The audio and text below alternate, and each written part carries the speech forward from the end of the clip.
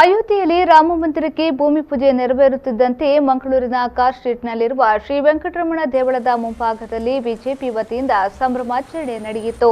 ಕೇಸರಿ ಬೆಲೂನುಗಳನ್ನು ಹಾರಿಸಿ ಸಿಹಿ ತಿಂಡಿ ತಿಂದು ಸಂಭ್ರಮಿಸಿದ್ರು.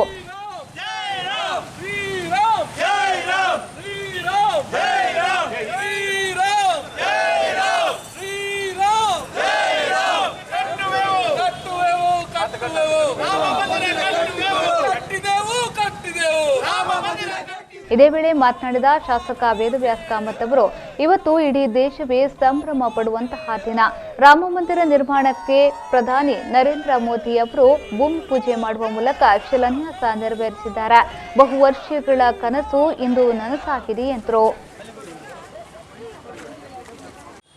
ಶ್ರೀಮಾನ್ ನರೇಂದ್ರ ಮೋದಿ ಅವರು, ಉತ್ತರ ಪ್ರದೇಶದ ಮುಖ್ಯಮಂತ್ರಿಗಳು ಶ್ರೀ ಯೋಗಿ ಆದಿತ್ಯನಾಥ್ಜಿಯವರು ಮತ್ತು ವಿಶ್ವ ಹಿಂದೂ ಪರಿಷತ್ನ ಅಧ್ಯಕ್ಷರು, ಸರಸಂಘ ಚಾಲಕರು ಸೇರಿಕೊಂಡು ಇವತ್ತು ಬಹಳ ಅಭೂತಪೂರ್ವವಾದ ಅಯೋಧ್ಯ ಶ್ರೀ ರಾಮಚಂದ್ರ ದೇವಸ್ಥಾನಕ್ಕೆ ಶಂಕುಸ್ಥಾಪನೆ, ಗುದ್ದಲಿ ಪೂಜೆ, ಬೆಳ್ಳಿಗೆ ಇಟ್ಟಿಗೆ ಮುಖಾಂತರ ಮಾಡುವಂಥ ಈ ಒಂದು ಶುಭ ಸಂದರ್ಭದಲ್ಲಿ ನಾವೆಲ್ಲ ಇವತ್ತು ಸೇರಿದ್ದೇವೆ.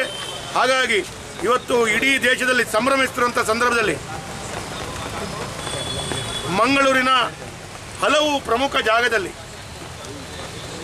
ಕೇಸರಿ ಬಲೂನನ್ನು, ಅದಕ್ಕೆ ಕೇಸರಿ ಭಗವಧ್ವಜ ಹಾಕಿ ಅದನ್ನು ಗಾಳಿಯಲ್ಲಿ ಆಕಾಶಕ್ಕೆ ಬಿಡುವಂಥ ಕೆಲಸ ಕಾರ್ಯಗಳನ್ನು ನಾವೆಲ್ಲರೂ ಮಾಡ್ತಾ ಇದ್ದೇವೆ. ಅದರ ಮುಖಾಂತರ ನಮ್ಮ ಈ ಸಂತೋಷವನ್ನು ನಾವು ಆಚರಿಸ್ತಾ ಇದ್ದೇವೆ.